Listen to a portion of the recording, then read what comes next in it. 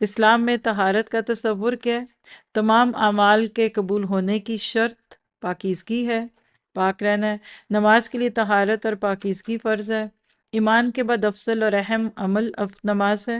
غسل یا تیمم سے پاکیزگی حاصل کرنا ہے۔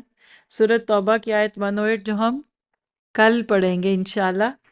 فیہ رجال یحبون ان یتطہروا واللہ یحب المطہرین۔ اس میں ایسے لوگ ہیں جو پاک رہنا پسند کرتے ہیں اور اللہ کو پاکیزگی اختیار کرنے والے ہی پسند ہے۔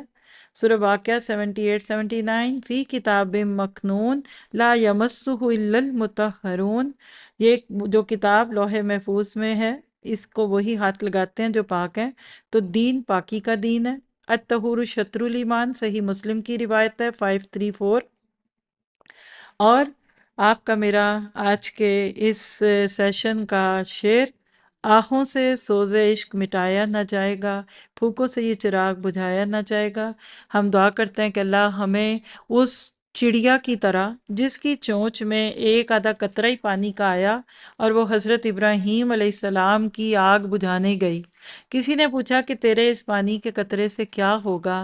اس نے کہا مجھے نہیں پتا، ہاں کل قیامت کے دن اللہ کو کہوں گی کہ میرا نام آگ جلانے والوں میں نہیں، آگ بجھانے والوں میں تھا۔ تو ہم بھی یہ چھوٹی چھوٹی کوششیں جو غلبہ اسلام کی کر رہے ہیں اس کو یہی کہیں گے کہ اللہ ہمیں اس سے کوئی فرق نہیں پڑتا کہ ہماری اس کوشش سے کوئی بچا کہ نہ بچا، کوئی اسلام پہ آیا نہ آیا، کیونکہ کئی صحابہ تھے وہ بدر سے پہلے ہی فوت ہو گئے، انہوں نے غلبہ اسلام دیکھا ہی نہیں، تو کیا وہ ناکام ہے؟ نہیں۔